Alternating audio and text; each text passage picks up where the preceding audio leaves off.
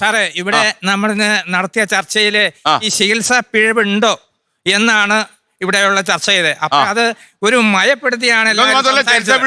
ചികിത്സാ പിഴവാണെന്ന് തന്നെയാണ് എൻ്റെ അഭിപ്രായം. 2, ബൈക്ക് ഓടിച്ചു പോയ സനൂപ് എങ്ങനെയാണ് കണ്ണുമില്ലാതെയാണ് വീട്ടിലേക്ക് വന്നത്. അപ്പൊ അദ്ദേഹത്തിന് ഒരു കാഴ്ച കിട്ടാൻ വേണ്ടിയിട്ടുള്ള സംവിധാനം ഉണ്ടോ എന്ന് സാറൊക്കെ കൂടി ആലോചിച്ച് അത് ചെയ്യണം.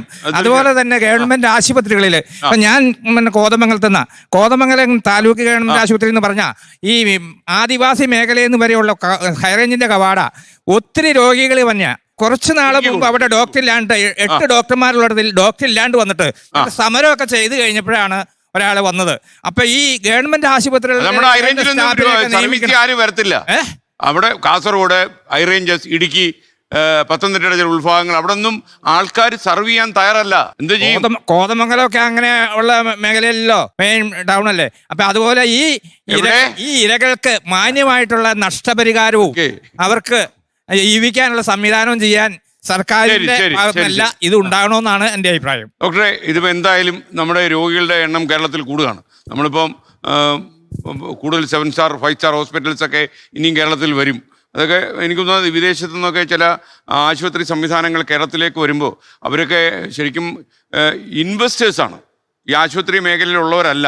അപ്പോൾ ഈ ആശുപത്രി സംവിധാനങ്ങൾ ഇവർ ടേക്ക് ഓവർ ചെയ്യുമ്പോൾ രോഗികൾ കുറച്ചുകൂടെ വലയും എന്നുള്ള കാര്യത്തിൽ സംശയമില്ല. കാരണം നിലവിലിരിക്കുന്ന 3.5 കോടി രോഗികളെ കൊണ്ട് ഈ 18% ലാഭം ഉണ്ടാക്കാൻ ഈ സംവിധാനങ്ങൾക്ക് ഇനി കഴിയില്ല. അപ്പോൾ ഒന്നുകിൽ രോഗികളുടെ റിക്കറിങ് പേഷ്യൻ്റ് ആക്കുക, രോഗം ഇങ്ങനെ തുറന്നുകൊണ്ടേയിരിക്കുക, അവരുടെ രോഗം ഭേദമാകാതിരിക്കുക, അല്ലെങ്കിൽ രോഗികൾ റിപ്പീറ്റ് ചെയ്ത് വരിക. അങ്ങനെയൊക്കെ ചില കരണീയമായ മാർഗ്ഗങ്ങളെ നമ്മുടെ മുന്നിൽ ഉള്ളൂ. അപ്പോൾ എന്താണ് നമ്മുടെ ഇപ്പോൾ സാധാരണ രോഗികളുടെ ആംഗിളിൽ ഇപ്പോൾ ഇത് കണ്ടുകൊണ്ടിരിക്കുന്ന സാധാരണ പ്രേക്ഷകരുണ്ടാവും, അവർക്കൊക്കെ പേടിയാവും ഇതൊക്കെ കേൾക്കുമ്പോൾ, ഓരോ സ്ഥലത്തേക്ക് കടന്നു ചെല്ലുമ്പോൾ. അവരെന്താണ് ചെയ്യേണ്ടത് ഡോക്ടറുടെ അഭിപ്രായത്തിൽ? ഡോക്ടേഴ്സ് എപ്പോഴും ഡെഡിക്കേറ്റഡ് ആയിട്ട് വർക്ക് ചെയ്തെങ്കിൽ മാത്രമേ നമുക്ക് രോഗികളെ രക്ഷപ്പെടുത്താൻ, ഇപ്പോൾ ഏത് വൻ കമ്പനി വന്ന് തുടങ്ങിയാലും ഡോക്ടേഴ്സ് എപ്പോഴും അങ്ങനെ വർക്ക് ചെയ്തെങ്കിലേ പറ്റുള്ളൂ.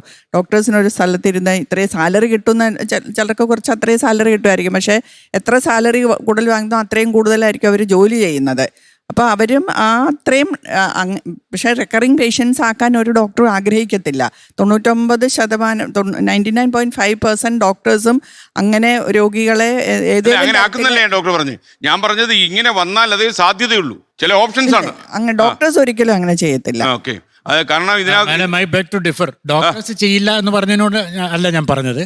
അതായത് ഹോസ്പിറ്റലിൽ ഞാനിപ്പോൾ വർക്ക് ചെയ്യുന്നത്, I am also working in corporate, ഒരു കൺസൾട്ടൻ്റ് ആയിട്ട് വർക്ക് ചെയ്യുന്നുണ്ട്. ഒരു മെഡിക്കൽ കോളേജിലെ എമർജൻസി മെഡിസിൻ ഹെഡാണ് ഞാൻ, നെഞ്ചുരോഗ വിദഗ്ധനാണ്. അവിടെ കുറച്ച് പ്രോട്ടോകോൾസ് ഉണ്ട്.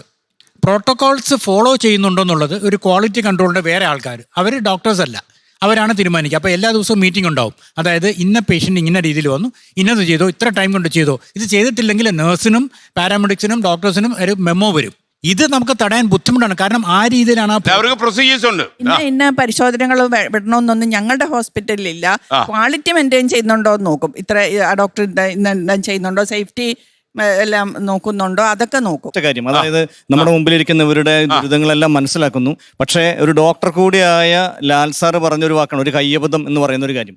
അതിനോട് വിയോജിപ്പ് പ്രകടിപ്പിച്ചുകൊണ്ട് പറയാണ്, ഒരു ചികിത്സാ പിഴവ് ആരോപണം വന്നാൽ അത് ചികിത്സാ പിഴവാണ് എന്ന് നിശ്ചയിക്കേണ്ടതാണോ എന്ന് നിശ്ചയിക്കേണ്ടത് പൊതുജനങ്ങളോ രാഷ്ട്രീയക്കാരോ അല്ലെങ്കിൽ അവിടെ ഉണ്ടാകുന്ന ഒരു പ്രക്ഷോഭമല്ല. വലിയൊരു പ്രശ്നം അറിയാം, ഇവിടെ ഇരിക്കുന്നതിൽ കൂടുതൽ ആളുകൾക്കും വ്യക്തമായിട്ട് കാര്യങ്ങൾ അവതരിപ്പിക്കാൻ പറ്റുന്നവർ, അവനവനെ ന്യായീകരിക്കാൻ പറ്റുന്നവരുമാണ്. പക്ഷെ അവിടെ വന്നിരിക്കുന്ന ഒരു സാധാരണക്കാർ ഇതിന്റെ ഇരകളുമാണ്. അതോടൊപ്പം തന്നെ ഇത് കേട്ടുകൊണ്ടിരിക്കുന്ന പൊതുജനങ്ങളുണ്ട്, അവരുടെ അഭിപ്രായം ഇതല്ല. ഇവർക്ക് ഇവിടെ നിന്ന് ഇതിന് എത്ര വേണ്ടി ന്യായീകരിക്കാം, പക്ഷെ ജനങ്ങളുടെ വേദനയാണ്, ഇവരുടെ വിഷമമാണ്. അതിനെക്കുറിച്ച് ജനങ്ങൾ അഭിപ്രായം പറയും, ജനങ്ങൾ വിമർശിക്കും. അതാണ് ഞാൻ തുടക്കത്തിൽ പറഞ്ഞത്. വന്ദനാദാസിന്റെ ഒപ്പം കേരളം മൊത്തം ഒരുമിച്ച് നിന്നിട്ടുണ്ട്. ഇവിടെ പറയുന്ന സനൂപിന്റെയും ഹർഷനയുടെയും കൂടെ കേരളം ഒരുമിച്ച് നിൽക്കും. അതിൽ വിമർശനങ്ങൾ ഉണ്ടാവും, അതിന് തിരുത്തുകൾ വേണം. അതിനകത്ത് ഞങ്ങളെ എന്ത് ചെയ്ത് ഞങ്ങൾ കയ്യബദ്ധം ഇല്ല എന്ന് പറഞ്ഞാൽ സമ്മതിക്കില്ല. എന്റെ അധ്യാപന കയ്യബദ്ധം വരുന്നത് ഞാൻ കണ്ടിട്ടുണ്ട്. തിരക്ക് കൂടുമ്പോ പ്രോട്ടോകോൾസ് പാലിക്കാൻ പറ്റാ വരുമ്പോ ജാഥയ്ക്ക് വരുന്ന പേഷ്യന്റ് കയ്യബദ്ധം പറ്റും, അത് മിനിമൈസ് ചെയ്യണം. അതാണ് ഉദ്ദേശിച്ചെങ്കിൽ ഏറ്റവും പുതിയ വിമാനം പൈലറ്റിന്റെ അബദ്ധം പറ്റി തകരുക. നമ്മൾ ഇല്ലാതെ പറയും ഹ്യൂമൻ ആണോ എറർ പറ്റി. ലോകത്തെവിടെയായാലും ഏത് സമയത്തും 24 വാർത്തകളും ഓഗ്മെന്റഡ് റിയാലിറ്റി പാക്കേജുകളും എക്സ്പ്ലെയിനറുകളും വിശദമായി കാണാൻ ഞങ്ങളുടെ യൂട്യൂബ് ചാനൽ നിങ്ങൾക്ക് സബ്സ്ക്രൈബ് ചെയ്യാം.